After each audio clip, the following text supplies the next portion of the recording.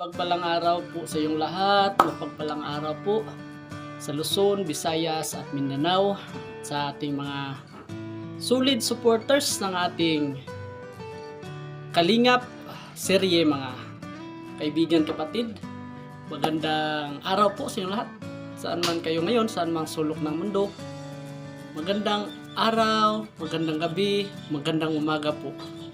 Pero bago ang lahat, mga Kalingap, batiin po muna natin ang ating ama ng Kalingap, Kuya Val Santos Matubang, Ate Edna at Idol Rab. At sa lahat ng mga Kalingap Charity Vloggers, Kalingap Charity Partners, Kalingap Reactor Partners, at lahat ng mga partners ng Kalingap, magandang araw, magandang gabi sa iyong lahat. Ngayon mga Kalingap, maganda po ang ating topic ngayon. Hala, Kalingap Rab, may bilin kay Viancy. Kalingap Ido, hindi nakatiis, may nasabi kay Viancy.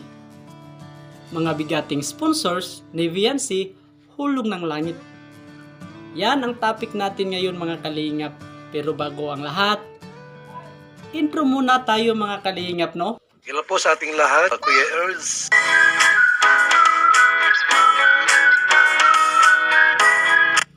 So, hindi na po natin papatalagalin pa.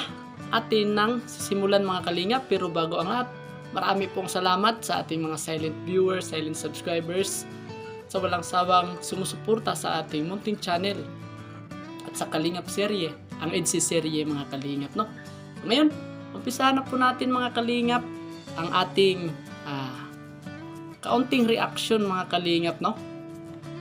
Sige. Ito mo ngayon pagkatapos ng question and answer, ha?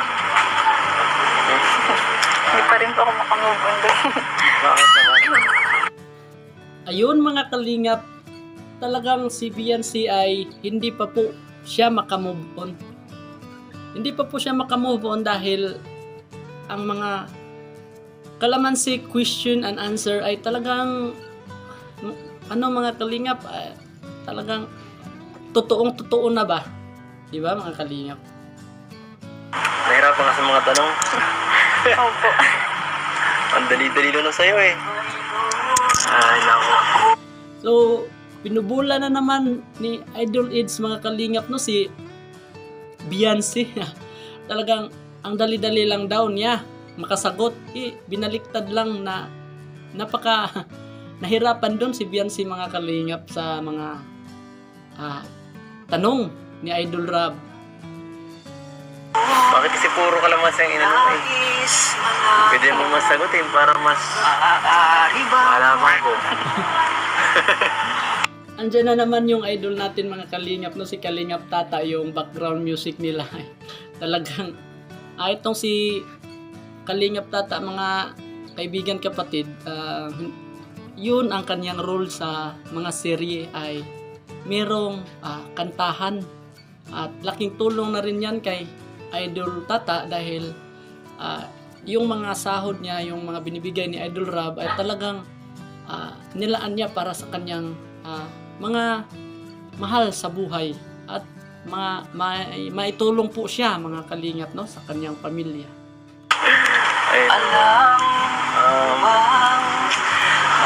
Sobrang at least mas alaman ko yung side mo, no?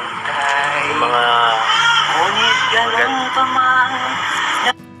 So, at least mga Kalingap, at talagang nalaman po ni di natiis ni Idol Eds na may nasabi siya ni Viancy, at nalaman ni Idol Eds na talagang mga Kalingap, at naniwala si Idol Eds na balang araw ay magiging sila mga Kalingap. talaga. May chance o wala. Ikaw, anong mo? Kayo po, ano po nga kamusta po kayo? Grabe talaga itong music ni Idol Tata mga Kalingap, no, yung mga kanta niya ba. Talagang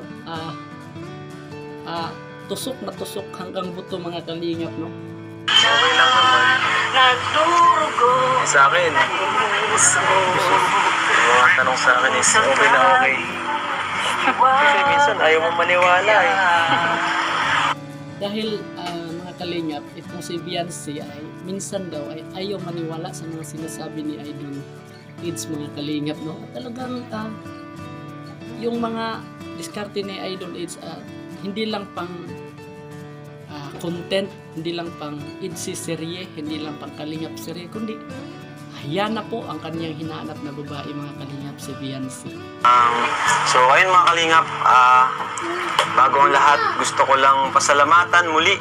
Ayan, si Tita Ping Tita Ping, Provido. mga Thank you kalingap. po, Tita Ayan, Ping. Tita Ping. Tita Ping Provido, no? Sana po. Salamat Grabe si Tita Ping Provido Idol. dahil nung una, nagbigay siya ng 150,000 para sa lupa niya, ano? Yes. Lupa.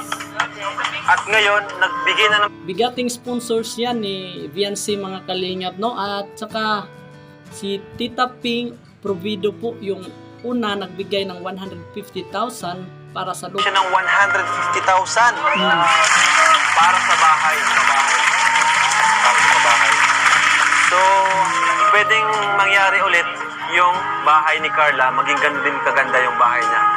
Sa sobrang So, bali mga kalingap, yung plano ni Idol Rab at talagang 3 kwarto din. Isa yung para kay Beyonce, mga kalingap, at saka 2 yung sa nanay at tata niya at sa kanyang mga kapatid, 3 kwarto. At siguro yung mga supporters ay marami ding mga sponsors, ay marami ding ibigay na mga gamit tulad ng mga aircon, gamit sa bahay. Ganun din, kahalintulad ni Carla, mga kalingap, yung plano ni Idol Rab, mga kalingap, ituloy po natin. daming sponsor. At ito pa, trivia lang, dito sa buong buhay ko na naglilingap ako dito sa pag-vlog ko, bahay nila Beyonce yung may pinakamahal na lupa. Yun, mga kalingap, bahay ni Beyonce ang pinakamahal na lupa, mga kalingap, yung sinasabi ni Idol Rab. Sa buong buhay ni Idol Rab na nagbablog po siya at ngayon lang po siya nakasaksi, ngayon lang po siya kita or nakahanap ng lupa na worth of 400,000 pesos, mga kalingap. 200 square meter yan, mga kalingap. Nasa 400,000 pesos. Grabe. Kasi 200,000 yung ilang square meter na yun? Dalawa na? 200? 200 square meter, mga Bale, kalingap. 200 square meter na po, mga kalingap, ang bahay ni Beyonce. Ngayon na Ayon, mga kalingap, narinig na po natin, mga kalingap, no, yung sabi ni Idol Rab at may bilin po siya ni Beyonce. Pinaka-importante na words, mga kalingap, no, yung bilin niya kay Beyonce, mga kalingap, narito po. nangyari sa kalingap, lupa pa lang, 400k na, sobrang mahal. Kasi yung location niya, bayan, nasa Sa lupa pa lang, mga kalingap, kalsada, sobrang mahal. malapit. Yun, commercial area. So, And commercial eto area, pa, so- mga kalingap, si Els may inabot sa akin kanina, para rin sa pabahay. From Mami Rexy, 100,000 pesos. Yun, mga kalingap, from Mami Rixie po pala, mga kalingap, no, ang nagbigay ng 100,000 pesos, mga kalingap, hindi po si yung kay Ma'am Ping Provido ay 150,000 po pala, mga kalingap, at saka si yung isa 100,000 yung binigay, mga kalingap, na bigating sponsors din ni Beyonce. So, grabe. So, yung normal na budget natin na 500,000 sa pabahay, magdadagdagan na siya ng 250, so magiging 750 na yung budget. So, bali, mga kalingap, yung mga pabahay po talaga ni Idol Rab ay nagkakahalagang 500,000, mga kalingap. So, kay Idol Rab lang yan, mga kalingap, no? Budget yan para sa pabahay ng Team Kalingap. Pero, meron din po palang mga dinadagdag, yung mga para sa pabahay, mga kalingap, nagkakahalaga na ng 750,000 pesos yung halaga sa pabahay ni Beyonce, mga kalingap. Aabutin po ito ng kulang-kulang na 1 milyon po na pabahay, mga kalingap. Wala talagang di natin yan yung mga bigating sponsors ni Beyonce ay talagang nagbibigay po sila sa galing yan sa puso mga kalingap, no? So, pwede rin tatlong kwarto kasi para may sarili siyang kwarto, ano? Yun yung mangyayari. Ano? Yun yung gusto. Kung anong gusto ng sponsor, susundin natin. Ayun mga kalingap, no? At kung grabe talaga itong si Idol Rob at talagang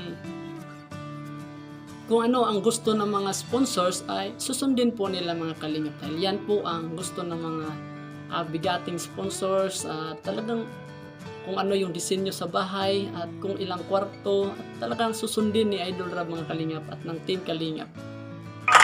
Para kay Biancy, ano? Kaya ang masasabi ko lang sa iyo, Biancy, is panatilihin mo yung dati mong ugali na hanggang ngayon di ka pa rin nagbabago. Ano, marami natutuwa sa iyo niyan na walang nagbago sa iyo. Ano?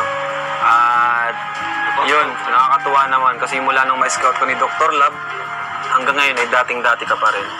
So, yan po ang bilin ni Idol Rob mga kalingap, no, para kay Biancy na di po siya magbabago. Yung dating siya ay hanggang ngayon at hanggang bukas ay di siya magbabago mga kalingap dahil maraming natutuwa. Simula nung ma-scout po siya ni Dr. Lab at talagang itong si Biancy ay di po siya nagbabago mga kalingap, no.